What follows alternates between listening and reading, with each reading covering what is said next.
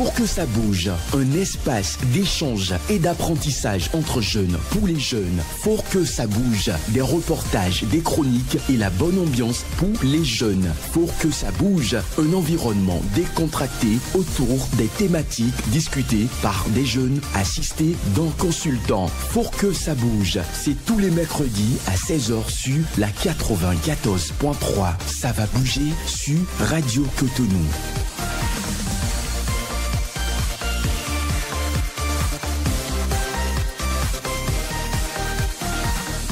Effectivement, bouger sur Radio Cotonou. Mesdames et messieurs, bonsoir. C'est bien sûr votre émission Faut que ça bouge qui s'installe dans vos différentes demeures à partir donc de cet instant.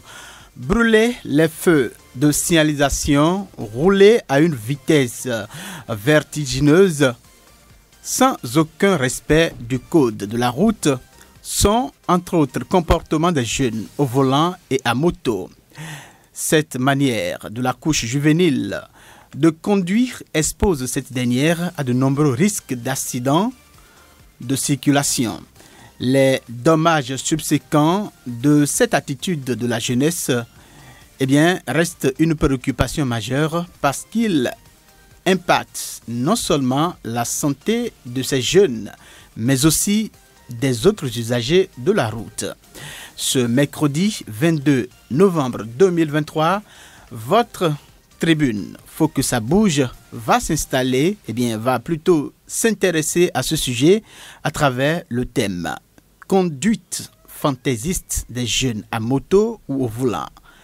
Que faire? Conduite fantaisiste des jeunes à moto ou au volant. Que faire? Et pour en parler, j'ai avec moi dans ce studio Alès Ndofinan, bonsoir. Bonsoir Samson.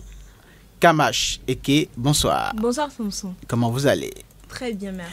Il faut dire que la mise en onde de cette émission est assurée par Patrice Bédia et Job Chikpe pour la prise d'image. Notre consultant, notre invité est déjà installé dans ce studio et puis dans un instant, vous allez l'entendre. Et donc, à partir de ce moment, nous allons donc rentrer dans le vif de cette émission. Voilà le décor ainsi planté. Nous allons donc aborder la première partie de cette émission. C'est bien un reportage, c'est Alès Ndofinan qui va s'en charger. Mais avant ceci...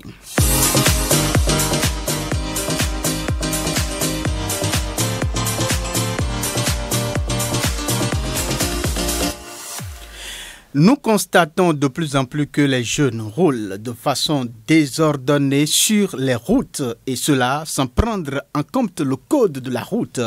Face donc à cette attitude qu'adoptent ces derniers, que faire pour y remédier? Suivons ce reportage que nous propose Alès Ndofinan pour mieux en savoir. Dépassement risqué, conduire sans tenir le guidon, conduite à vive allure, voilà quelques fantaisies et caprices auxquels s'adonnent certains jeunes. Pour certains, ces comportements seraient une preuve de maîtrise de l'engin. C'est le cas de Aziz qui en est un habitué. Dès que je prends ma moto et je sors de la maison, mon objectif premier n'est pas forcément de faire des désordres en circulation. Il y a des jours où en pleine circulation, tu vois que la route est libre et tu as envie de te défouler. Donc souvent, je roule à une main ou parfois sans. Même dans les embouteillages, j'arrive toujours à me trouver un chemin pour passer. Lorsque je conduis, je ne dois juste pas avoir peur et surtout maîtriser ma moto. Cela présente des risques, c'est vrai, mais ce n'est pas tous les jours que je conduis ainsi. Si pour le jeune Aziz, la conduite reste un art, d'autres personnes ont d'autres avis sur le sujet. C'est un vrai problème parce que lorsque tu es sur la route, tu es obligé de non seulement faire attention à toi, mais également faire attention à la conduite des autres. C'est-à-dire, tu es en train de conduire, tu vois un jeune qui quitte de nulle part, qui est peut-être pressé, d'ailleurs ils sont tout le temps pressés, et ils se mettent à faire des fantaisies, alors qu'on ne se rend pas compte que l'autre aussi est pressé. Il est pressé, pourtant il fait attention,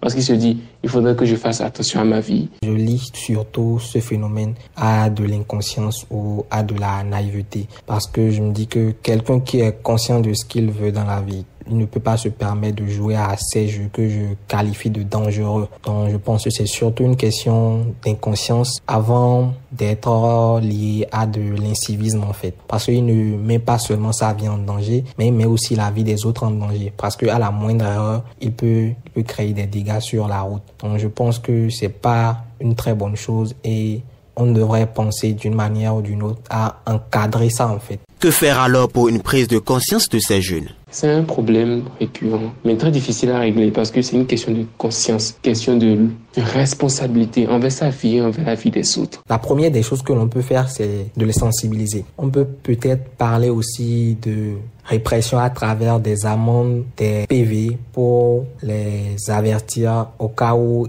ils seraient amenés à récidiver les prochaines fois. Face à ce comportement et ses risques, les autorités compétentes ont initié des campagnes de sensibilisation afin d'induire un changement de comportement des citoyens, mais aussi surtout les jeunes. Merci à vous, Alès Noudofine, pour ce reportage sur le sujet qui fait objet de nos échanges ce soir. Alès Noudofine, dites-nous, est-ce que vous avez, dans la réalisation de ce travail, et puis est-ce que vous avez eu des difficultés et quelles sont les autres précisions que vous pensez nous apporter sur ce reportage? Eh bien, merci Samson. Déjà, je ne pense pas avoir eu des difficultés à tourner ce reportage puisque les intervenants étaient vraiment pour ce sujet parce qu'on a constaté vraiment que dans la ville ou même dans le pays, les jeunes conduisent de façon dangereuse et ne respectent aucun code de la route. Des conduites qui peuvent s'avérer risquées quand il y a un jeune, par exemple, dans le reportage qui a dit que lui maîtrise vraiment sa moto, donc il ne pense pas pouvoir faire d'accident. Donc voilà. Est-ce que faire un accident de circulation dépend du fait que tu aies maîtrisé ton engin, ta moto ou ta voiture? Non, mais maîtriser sa moto ne veut pas forcément dire que tu ne pourras pas faire d'accident. Justement. Parce que tu ne sais pas quand est-ce que quelqu'un ou par exemple tu peux être en train de rouler quand quelqu'un peut venir te faucher. Donc, voilà. Même si tu as la maîtrise n'importe comment de ton engin, il peut forcément arriver quelque chose. Kamacheke, alors, quelqu'un dans ses propos a parlé tout à l'heure de l'incivisme. Il a parlé de l'inconscience des jeunes. Et en parlant ici, il est en train de situer les causes de ce comportement-là. Est-ce que vous lui donnez raison? Oui, je pense que si un jeune est conscient que sa vie est précieuse, qu'il compte pour des gens, qu'il y a ses parents qui l'attendent à la maison, il ferait plus attention sur la voie, sur sa manière de conduire, et voilà. Très bien. Merci à vous. Alès, vous avez d'autres précisions où on peut passer donc à l'étape suivante de l'émission? Passer à l'étape suivante. Très bien, on va revenir, on va revenir sur ces propos, certains propos donc de ceux-là que tu as interviewés dans le reportage. Merci à vous une fois encore pour le travail. Et la première partie est déjà passée. Nous sommes en train d'aborder à présent la deuxième partie qui est « Que dit la toile ?» Que dit la toile? C'est bien Kamacheke qui va donc nous la présenter, cette partie, bien évidemment.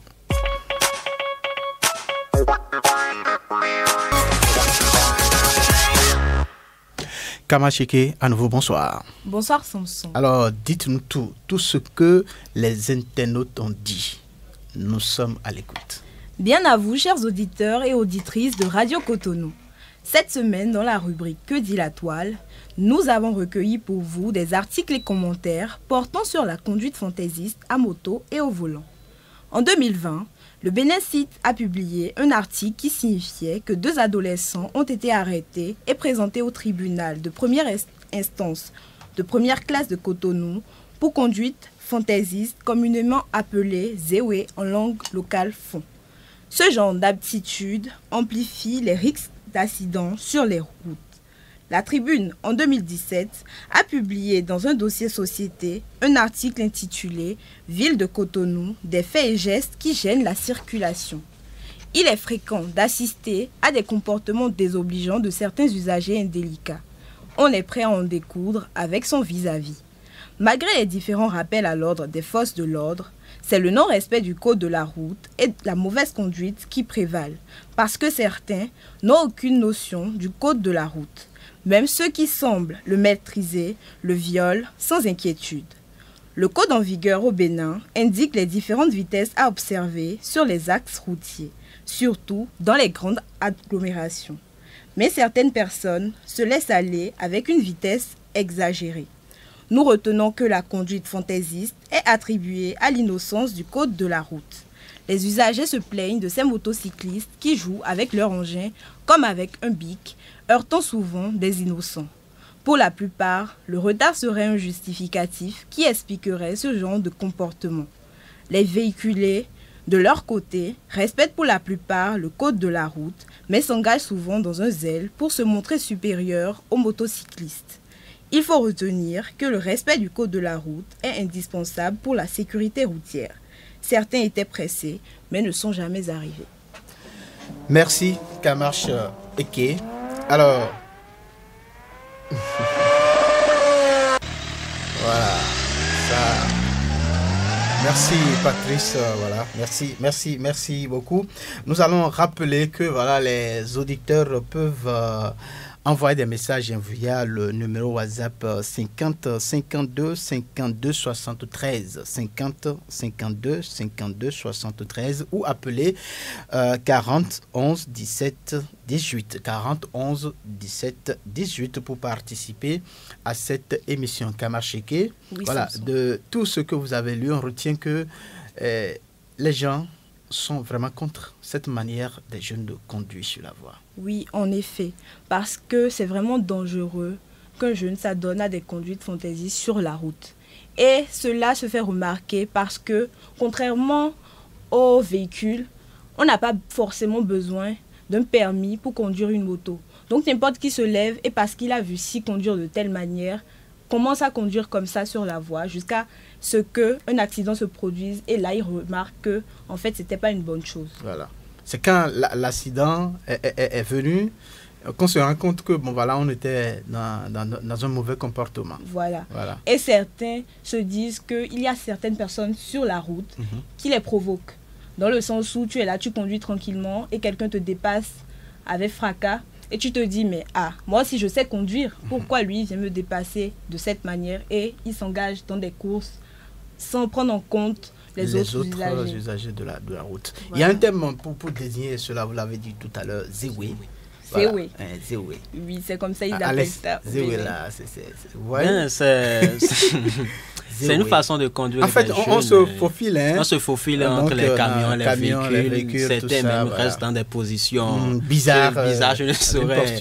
Une posture bizarre pour conduire les motos. Souvent même sans casque.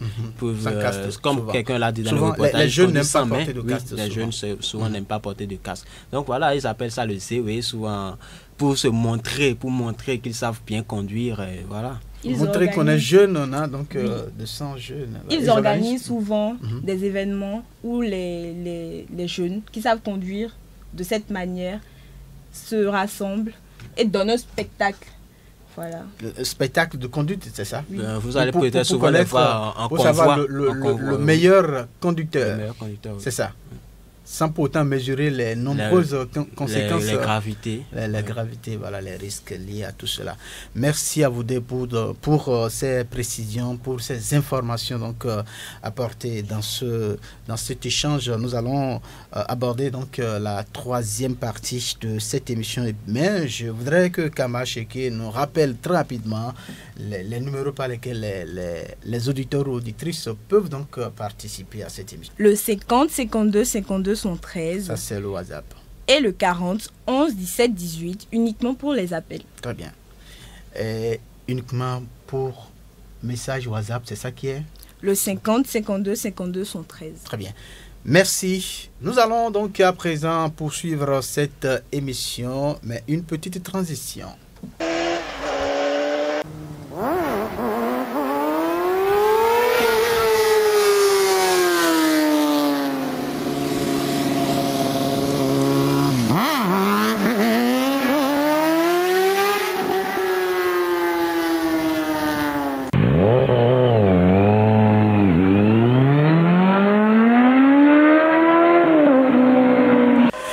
Merci bien, Patrice Béja. Voilà.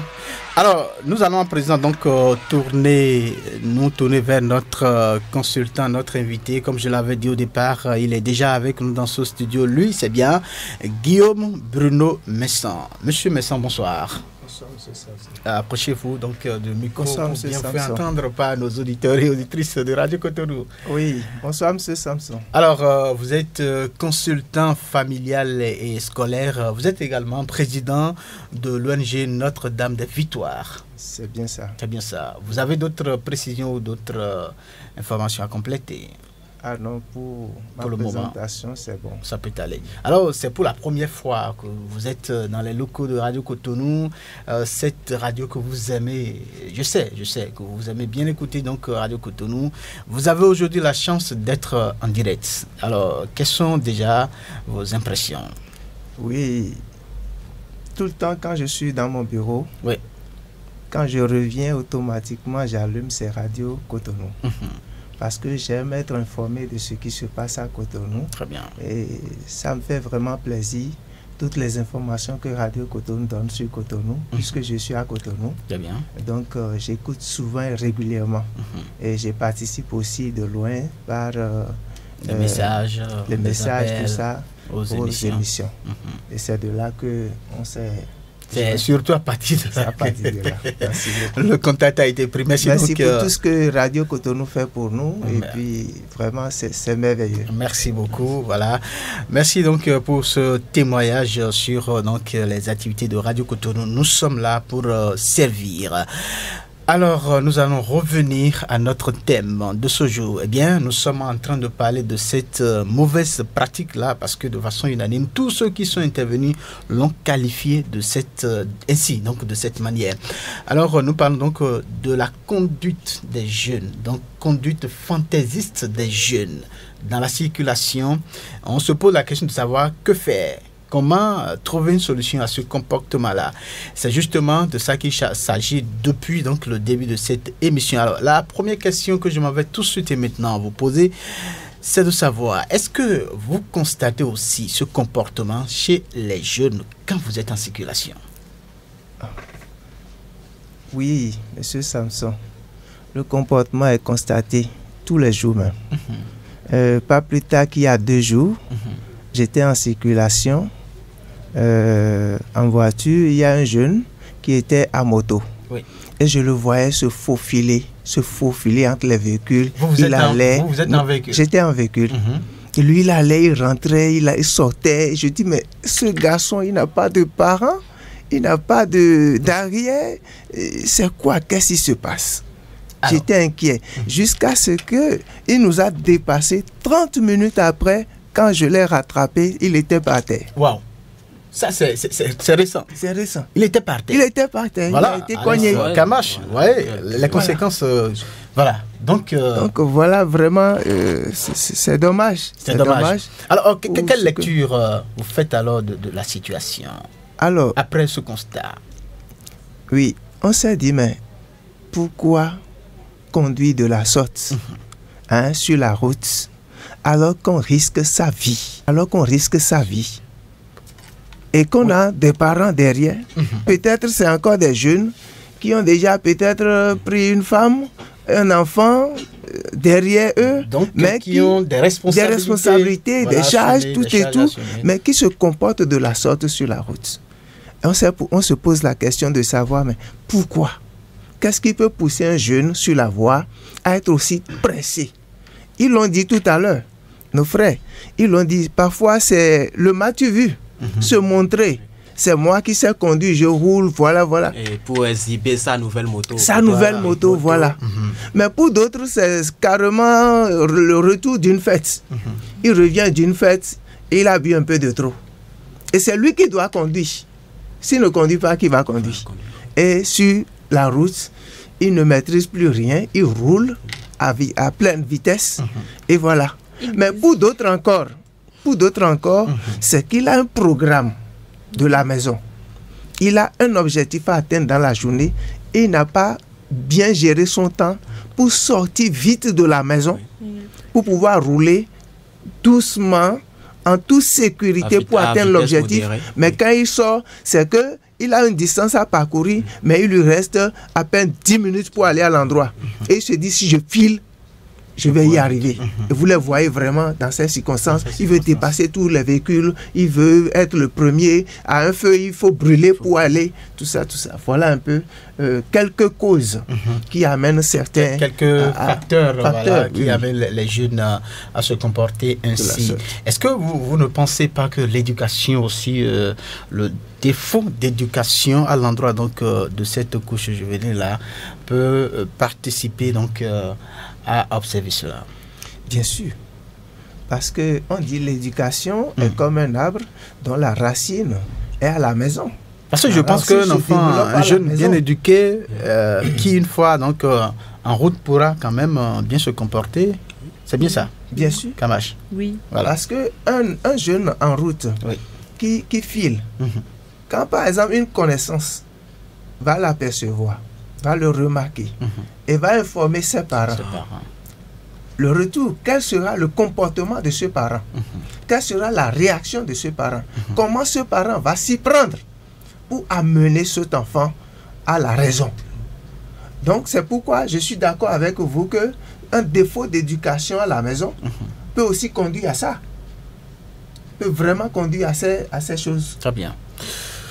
Mais par exemple, nous constatons aussi que les autorités font quand même assez de campagnes de sensibilisation à travers la Caisse nationale de sécurité routière, je crois.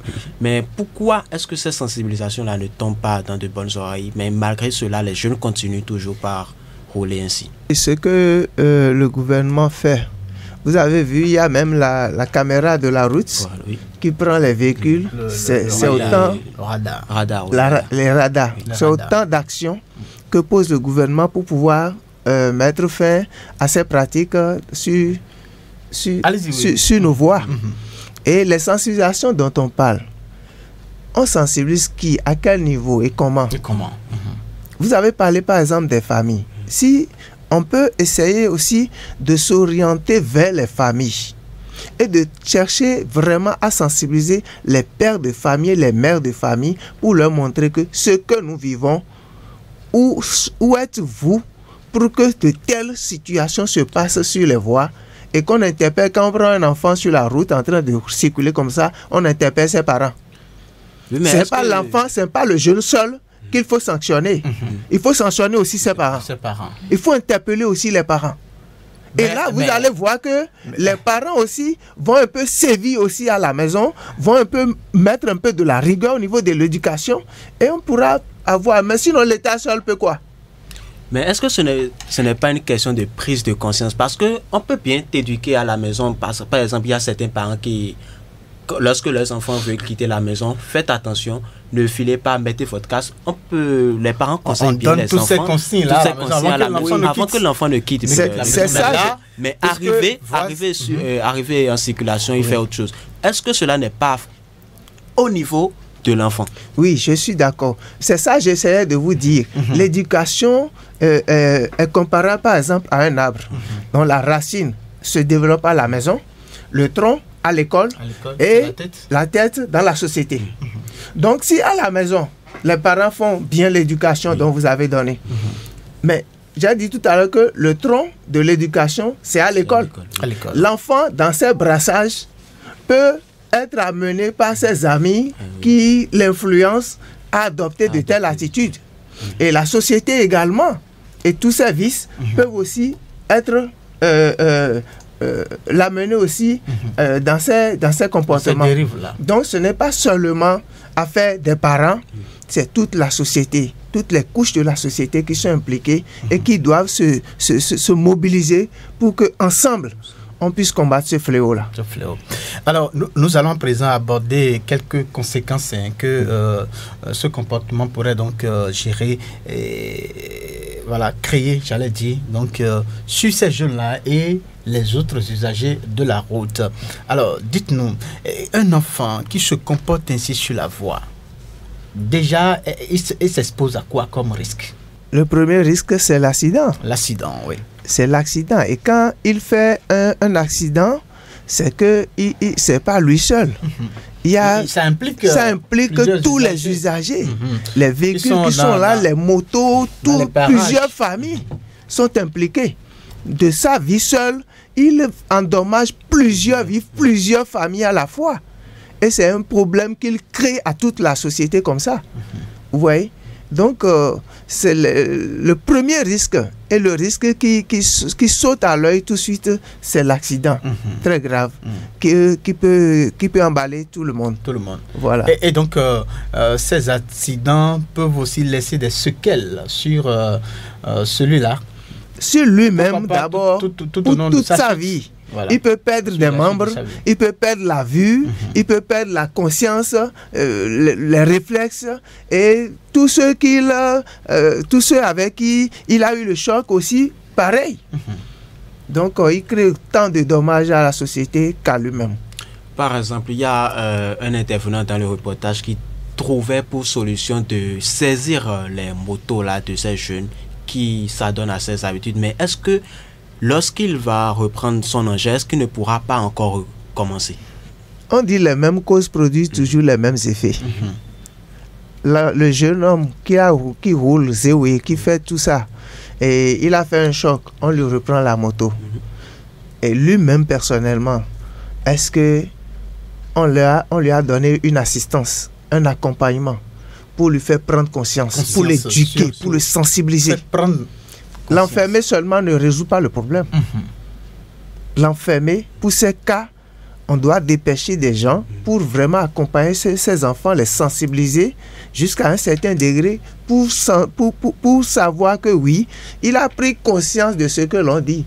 Et même parfois, on va le laisser dans la circulation et lui mettre des gens derrière pour voir si vraiment il y a amélioration, si vraiment les conseils qu'on lui a donnés sont reçus et appliqués. Donc vraiment il faut un suivi, il faut un accompagnement pour ces jeunes. Il ne s'agit pas seulement de les enfermer et de prendre la moto de saisie. C'est la personne de l'individu même qu'il faut sensibiliser, qu'il faut accompagner, qu'il faut suivre. Très bien. Moi je pense que la sensibilisation commence déjà par l'apprentissage.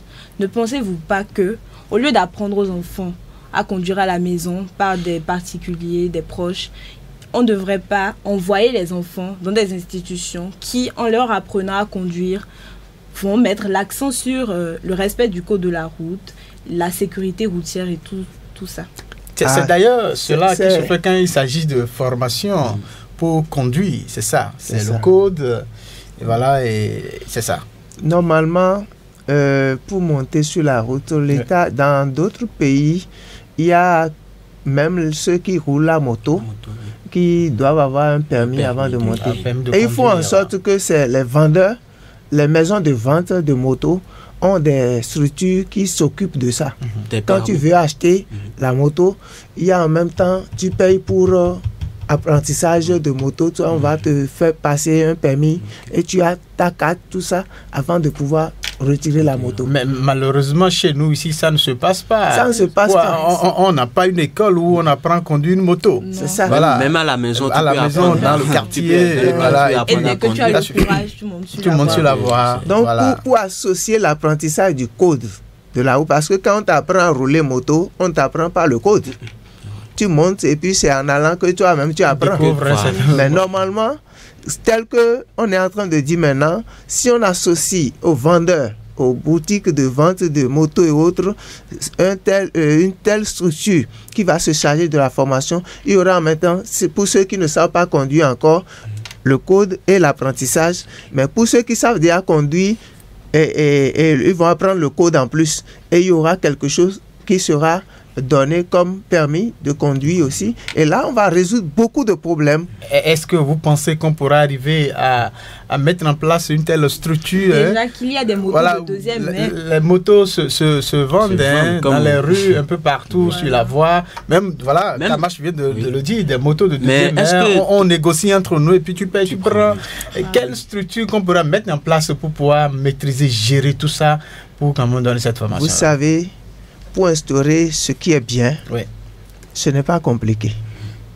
L'État est là. Et aujourd'hui, nous avons vu plusieurs exemples dans beaucoup de domaines. Quand l'État juge que ceci est bien pour sa population et veut l'instaurer, l'État a les moyens pour le faire. si c'est bien, comme on le dit maintenant, on veut éliminer un fléau. On veut combattre quelque chose pour sauver des vies. Et l'État va d'abord passer à cette phase pour sensibiliser la population, pour montrer à la population le bien fondé de la chose. Et après cette sensibilisation, maintenant, il va passer à l'action. Vous voyez, on peut prendre le cas de l'essence dans ce pays où on a voulu supprimer, ça n'a pas été pu faire. Mais aujourd'hui, l'État prend des dispositions un peu pour atteindre l'objectif. Donc, l'État a les moyens pour pouvoir faire ce qui est bien pour sa population. Voilà un peu ce que moi je peux dire pour ce plan. Très bien. Alors, nous allons poursuivre cette émission, mais avant... Nous avons un message anonyme qui dit que pour remédier aux conduites fantaisistes, il faut appliquer des amendes plus sévères pour les infractions graves afin de dissuader les comportements irresponsables. Très bien, ça c'est un message qui vient donc de nous parvenir. Les gens peuvent donc continuer à envoyer des messages sur le 50 52 52 73 50 52 52 73 ou appeler le numéro 40 11 17 18. Voilà. Monsieur Messin, nous sommes de retour dans ce studio. Alors, nous parlons donc de ce comportement-là de conduite fantaisiste des jeunes sur la voie. Et nous étions en train donc d'évoquer les conséquences. En dehors de ce que vous avez évoqué là, comme risque, conséquences, est-ce que vous ne pensez pas qu'il faut aussi parler toujours, encore et encore, de sensibilisation? Les conséquences sont déjà là. Maintenant, comment faire? Sensibiliser. Oui. Là-dessus, il faut vraiment toujours sensibiliser. Et la sensibilisation dont on parle n'est pas seulement l'affaire de l'État aussi. Il y a les ONG, les organisations non gouvernementales, ONG, qui sont aussi sur le terrain, qui doivent se mobiliser. Il y a le Centre national de la sécurité routière voilà. qui fait aussi un travail dans ce sens-là. Qui fait un travail dans ce sens pour passer la sensibilisation dans tous les milieux. Et les cibles qu'on peut prendre en compte aujourd'hui pour ces sensibilisations, on peut beaucoup aller dans les collèges, les universités, les collèges, les universités, et aussi, pourquoi pas, les églises, les mosquées. Vous voyez, demander autorisation pour passer ces sensibilisations-là et donner des affiches qui invitent à rouler doucement pour sécuriser sa vie. Parce que derrière soi, on a les parents, on a les amis, on a aussi les voisins de la route à protéger, tout ça. Voilà. Très bien. Alors, nous allons à présent aborder donc les conseils, quelques conseils à l'endroit de la couche juvénile qui est la cible que nous visons ce soir, n'est-ce pas? Alors, je voudrais m'adresser à Alès. Alès, selon vous, dites-moi, quel conseil vous avez? Déjà, je pense que malgré toutes les sensibilisations que les autorités, même les organisations non gouvernementales ont déjà fait dans ce sens, les jeunes ne prennent pas du tout conscience du sujet en fait. Et comment on pourra faire pour que cette conscience-là soit prise? Je pense que ça ne peut qu'être qu'une question de prise de conscience personnelle en fait. Parce que c'est pourquoi je parlais des sensibilisations que les autorités ont déjà fait dans ce sens. Le jeune, si tu es un jeune et que tu ne peux pas vraiment toi-même prendre conscience de que ce que tu conduis sur la route peut être dangereux pour toi, alors je ne pense pas qu'il y ait de solutions possibles en fait. Alors, Kamache, est-ce que vous pensez qu'un jour on pourra vraiment arriver à maîtriser les jeunes par rapport à ce phénomène-là? Est-ce que cette manière de conduire sur la voie pourra un jour cesser? Oui, je crois que ça peut cesser un jour. Parce qu'il faut comprendre aussi pourquoi ces jeunes-là conduisent de cette manière. Il y a des jeunes qui aiment ça. Il y a des jeunes qui aiment la vitesse, qui aiment montrer qu'ils savent conduire. Voilà, et ils se donnent donc du plaisir à le faire. Et ils ont du plaisir à conduire de cette manière-là. Voilà. Donc je crois qu'on pourrait chercher à comprendre déjà leurs raisons. Leur motivation. Leur motivation. Et aussi, je ne sais pas, les orienter à pouvoir déverser cette passion-là autrement. Dans d'autres secteurs, voilà, dans d'autres passions, très bien. Alors, Monsieur Messan, je reviens à vous. Nous allons à présent, comme je l'avais dit, aborder les conseils pratiques à l'endroit donc de la jeunesse par rapport à ce comportement-là. Selon vous, quels sont déjà les conseils qu'on peut donner aux jeunes? Alors, ce qu'on pourrait dire comme conseil aux jeunes, lorsque on veut sortir, on a une sortie et qu'on va à un endroit, on a un objectif. Il faut pouvoir planifier son temps et prendre en compte la distance qui te sépare du lieu où tu vas. Et tu analyses par rapport à cette distance le temps qu'il te faut pour rouler aussi sagement qu'il faut pour sécuriser ta vie et protéger aussi les usagers de la route en évitant les accidents. C'est pourquoi, depuis la maison, si on prend cette disposition, je crois que on ne serait pas pressé sur la route. On ne serait pas pressé à rouler, à vouloir dépasser, se faufiler dans les véhicules, brûler les feux et autres. Celui qui sait que j'ai une telle distance à faire, il me faut 30 minutes et j'ai respecté les 30 minutes en quittant la maison, il va normalement la vitesse qu'il faut et il va sûrement atteindre l'objectif. Aussi, quand on va à une fête et vous êtes à moto, même à voiture aussi, il faut éviter de prendre un verre de trop. Il faut éviter de prendre un verre de trop. Chacun connaît sa dose. Chacun sait, lorsque vous commencez par boire, avant que cela ne vous saoule, vous savez quand ça commence par vous saouler. Et il faut arrêter parce que vous avez une moto, vous avez une voiture. Et c'est votre vie. Quand vous continuez par boire, malgré que le corps vous signale que maintenant, j'ai pris ma dose et il commence par vous secouer, vous continuez, sachez que vous êtes en train de mettre votre vie en danger et la vie de tous ceux-là qui seront usagers de la route avec vous en ce temps-là. Donc, c'est une responsabilité en fait et une prise de conscience des dangers qui nous guettent si on continuait ces choses-là. Et autre chose, le jeune qui dit que lui maîtrise le plaisir de conduire. Le plaisir de conduire. Tout m'est permis, mais tout ne m'est pas utile. Rouler sur la voie à pleine vitesse parce que j'y trouve du plaisir en mettant en danger ma vie. Est-ce que c'est un plaisir sain? Est-ce que c'est un plaisir sain qui me fait vraiment du bien? C'est là que le jeune doit vraiment prendre conscience. Pour savoir, il y a plaisir dans plaisir. Absolument. Je ne vais pas dire parce que vraiment je maîtrise ma moto, comme ce jeune qu'on a écouté tout à l'heure, j'ai la maîtrise de la moto. Quand je monte, j'ai la passion et puis je roule. Non, je roule. Il y a des risques et j'éprouve un plaisir. Est-ce que ce plaisir-là me fait du bien et me donne de l'assurance pour ma vie et pour la vie de tous ceux-là qui sont sur la route? Voilà autant de questions qui amènent le jeune à une prise de conscience, des conséquences de ce qu'il attend si vraiment il n'arrête pas. Très bien.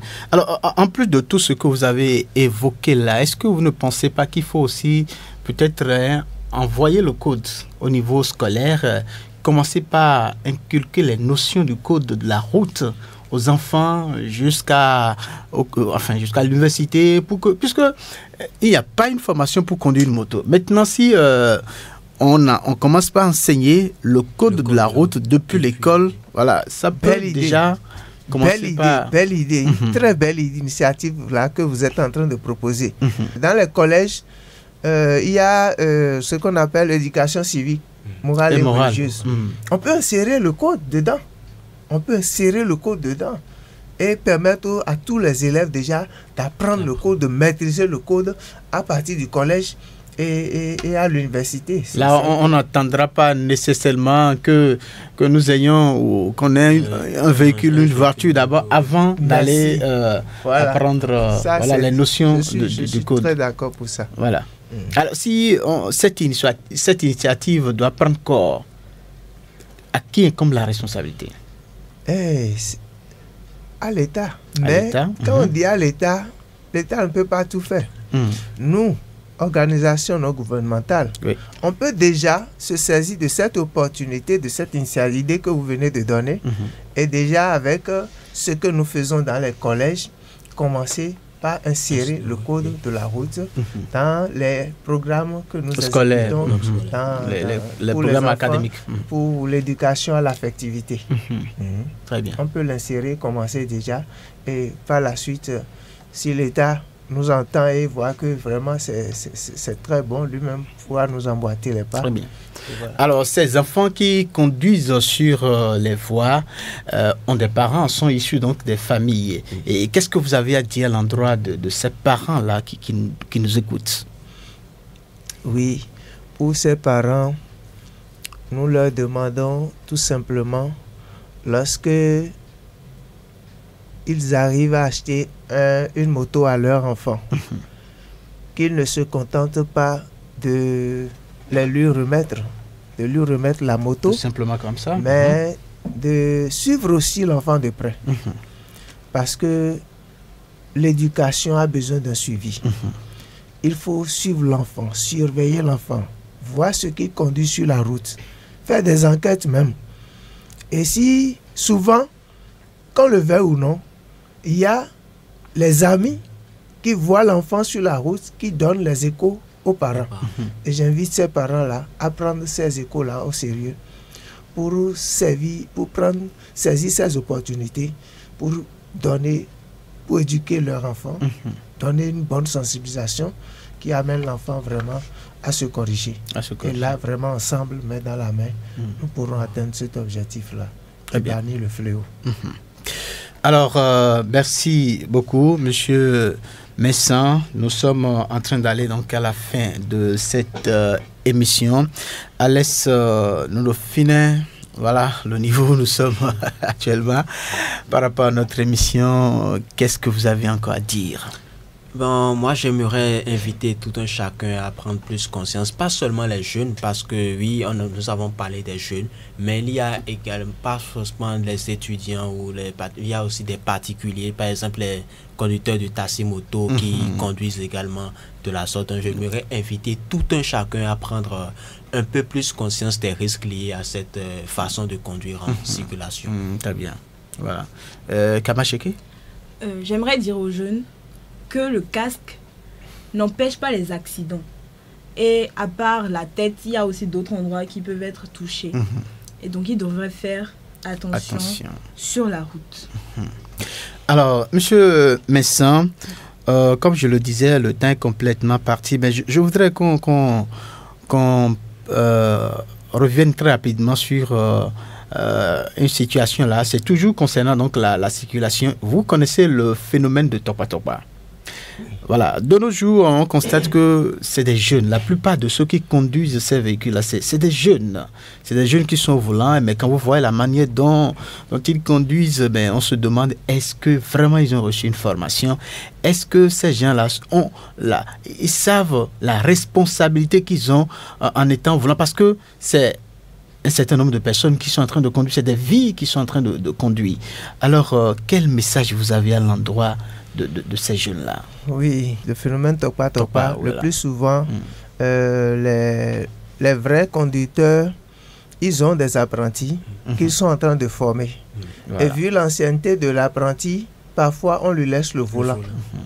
Et l'apprenti qui n'a même pas encore eu son permis, il prend les gens. Comment les gens qu'on prend dans ce véhicule-là peuvent se rendre compte que celui-là est un apprenti qui n'a pas le permis?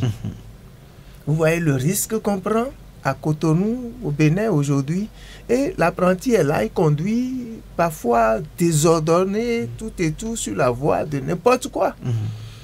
Et nous voulons seulement ça rappeler... crée des normes, tellement d'accidents. On a parlé des jeunes sur moto. Moto maintenant, il est seul. Il a pris une personne. Alors que celui-ci prend au moins près de 20 personnes. Une vingtaine de personnes. Parfois même il est sans permis. Vraiment. C'est des responsables de famille qui sont dans ces véhicules-là. Donc nous les invitons, tout simplement à savoir que la vie est précieuse. La vie est précieuse. Et c'est une responsabilité d'être au volant et d'avoir plusieurs familles à bord. Plusieurs familles à bord. Donc conduire toutes ces familles dans un risque, dans une aventure d'accident, c'est vraiment se montrer vraiment mortel, se montrer vraiment insensé, inconscient, voilà. Irresponsable.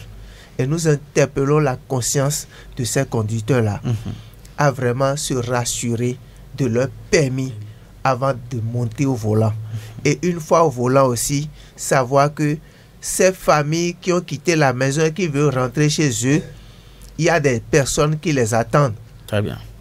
Ils doivent aller doucement et posément pour ne pas faire pleurer toute une nation. Merci à vous, Monsieur Messan. Nous sommes donc à la fin de cette émission. Je vous donne juste une seconde pour conclure cette émission. Juste une seconde. Oui, merci beaucoup. Je vais seulement dire aux jeunes, soyez prudents sur la route. Oui.